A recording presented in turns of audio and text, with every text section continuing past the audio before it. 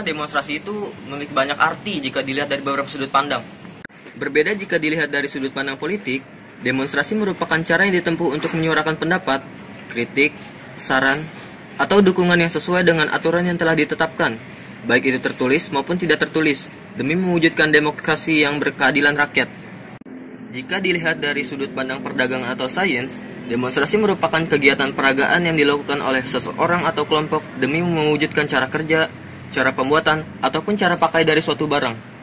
Sedangkan menurut Undang-Undang Nomor 9 Tahun 1998, demonstrasi merupakan kegiatan unjuk rasa yang dilakukan oleh seseorang atau lebih untuk mengemukakan pendapat secara lisan atau tulisan di depan umum, dengan mempertimbangkan asas keseimbangan antara hak dengan kewajiban, asas musyawarah mufakat, kepastian hukum dan keadilan, proporsional, serta asas manfaat. Ada beberapa faktor yang menyebabkan terjadinya demonstrasi. Pertama, terjadi ketidakadilan sosial. Kedua, terjadi ketidaksesuaian pendapat. Ketiga, adanya aspirasi masyarakat yang belum dipenuhi oleh para pengelola negara. Dan keempat, adanya orang awam yang ingin meramaikan saja. Berikut ini adalah beberapa faktor pendukung terjadinya demonstrasi. Pertama, masyarakat sipil.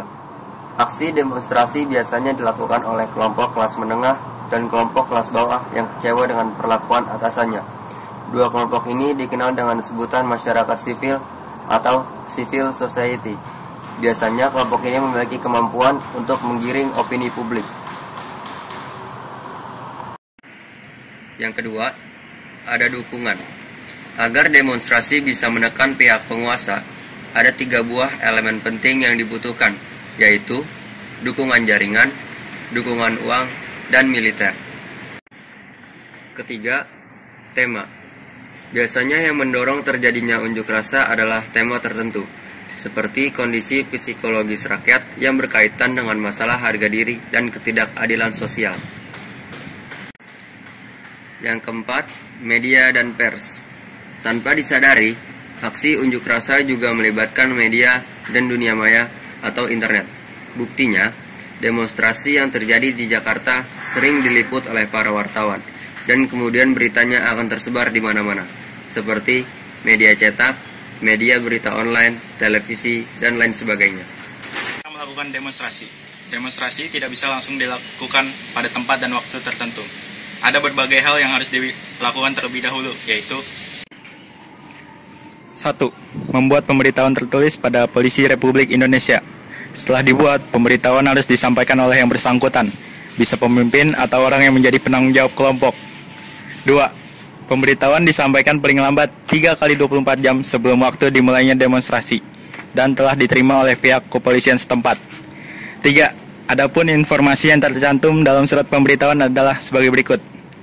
Maksud dan tujuan demonstrasi, lokasi dan rute demonstrasi, waktu dan lama demonstrasi, bentuk demonstrasi, penanggung jawab demonstrasi, nama dan alamat dari orang atau kelompok yang melakukan demonstrasi, alat peraga yang akan digunakan, jumlah peserta yang dilibatkan dalam demonstrasi. Agar lebih jelas, simak 2 contoh demonstrasi yang pernah terjadi di Indonesia berikut ini. 1. Demonstrasi 1966 atau Tritura. Demonstrasi ini dilakukan oleh sejumlah mahasiswa yang tergabung dalam KAMI, Kesatuan Aksi Mahasiswa Indonesia. Mereka menuntut 3 hal kepada pemerintah, yaitu pembubaran PKI dan ormas-ormasnya, perombakan kabinet Dwikora, dan juga menurunkan harga sembako.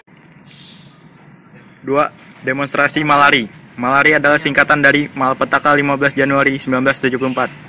Demonstrasi ini dilakukan oleh para mahasiswa karena tak terima dengan kunjungan Perdana Menteri Jepang, Tanaka Kakue, ke Indonesia. Terlebih saat itu, Jepang dianggap telah memeras Indonesia. Awalnya demonstrasi dilakukan secara damai, namun tiba-tiba saja terjadi kerusuhan di ibu kota. Produk buatan Jepang seperti mobil, motor, ataupun produk elektronik semuanya dibakar. Tak hanya itu, gedung dan pusat perbelanjaan di Senen dan Harmoni juga ikut dibakar. Kerusuhan ini pun memakan banyak korban jiwa dan menimbulkan sejumlah kerugian.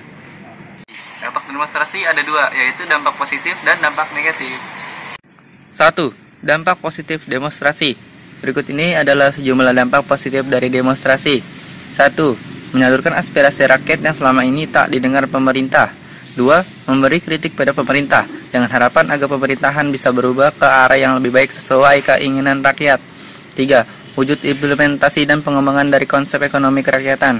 4. Menyalurkan pendapat rakyat yang selama ini belum terrealisasikan. 5. Menyadarkan pemerintah agar lebih bijak dalam mengambil keputusan yang menyangkut hidup orang banyak. 6. Mendesak pemerintah untuk mengeluarkan kebijakan yang dipilih rakyat. 7. Membuka pikiran semua orang, baik itu pemerintah ataupun masyarakat tentang masalah yang didemonstrasikan. 8. Mengetahui tingkat keberhasilan dari program yang dijalankan pemerintah. 9. Mendorong terjadinya perubahan dalam hal kebijakan, program, ataupun masalah lain dalam suatu pemerintahan. 10. Mendapat penghasilan tambahan.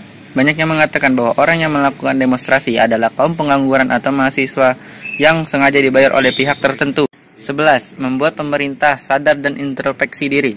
12. Memberikan pemerintah kesempatan untuk melakukan perubahan sesuai dengan saran yang diberikan rakyat. 13. Melatih masyarakat untuk memukakan pendapat secara bertanggung jawab. 2. Dampak negatif demonstrasi. Di sisi lain, demonstrasi juga memiliki banyak dampak negatif seperti 1. Mengganggu ketertiban umum. 2. Merusak fasilitas pribadi ataupun fasilitas milik negara. 3. Tak sedikit demonstrasi yang berakhir anarkis, sehingga membuat calon investor asing tak mau menanamkan modal di Indonesia. 4. Menimbulkan kemacetan panjang. 5. Membuat pihak tertentu yang diprotes menjadi ketakutan. 6. Pelaksanaan program pemerintah menjadi kurang optimal karena adanya demonstrasi. 7. Aksi anarkis yang dilakukan demonstran bisa membuat masyarakat resah dan ketakutan. 8. Menimbulkan sampah berserakan di mana-mana, seperti batu, kerikil, pecahan kaca, dan sebagainya. 9. Menimbulkan banyak polusi, seperti polusi tanah dan polusi udara akibat ban yang dibakar, polusi suara akibat teriakan para demonstran, dan masih banyak lagi. 10. Bisa membuat nilai tukar mata uang menurun secara drastis.